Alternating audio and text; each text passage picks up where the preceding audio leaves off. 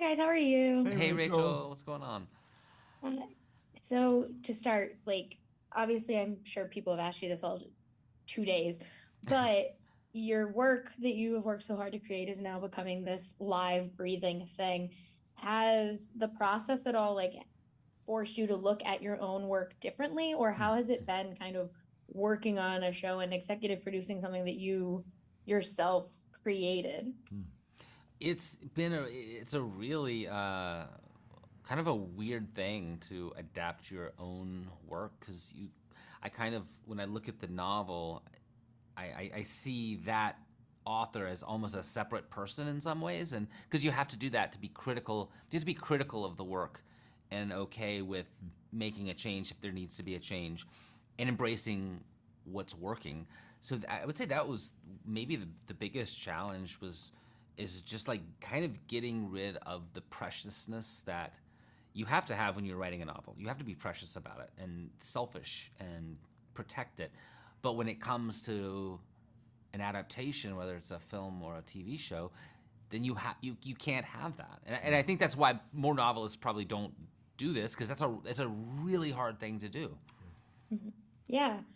And Matt, this show, like for me, this was all new to me. And so I actually really loved getting to kind of dive into this and not knowing where anything was going Yeah, and watching it that way, because then it made me want to go read those novels again. But yeah. for you, what was it about that initial story that really made you kind of want to be a part of this and bring this version to life so people like me can get to see it for the first time? I immediately thought it was the greatest, most relatable idea, that I had come across, and it posed this enormous existential question that I think, if we're being honest, most of us deal with. Is this it? Am I happy in my life? Is this, are the choices that I made choices that I would make again?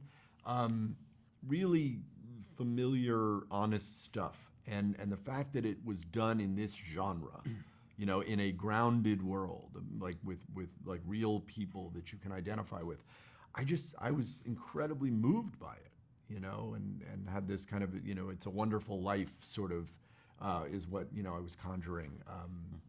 That relatable story about a man just trying to figure out what's what with himself. So I immediately felt connected to it and also saw the commercial potential of it. Yeah, and I asked Joel this yesterday, and you guys are about probably the only people who I can kind of ask this as well. Do you guys have a favorite Jason?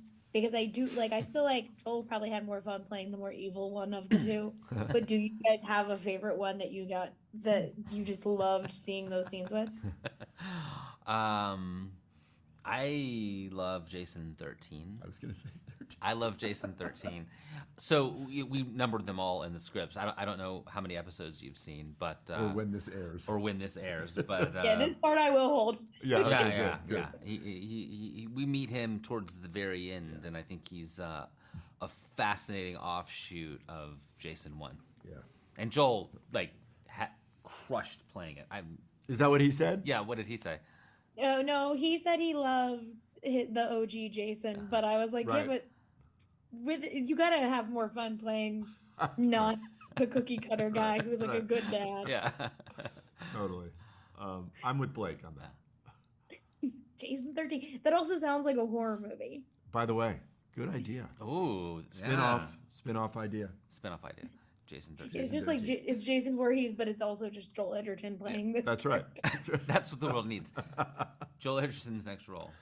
Jason 13. Jason 13. Good idea. Thank you for that. I'm full of free ideas.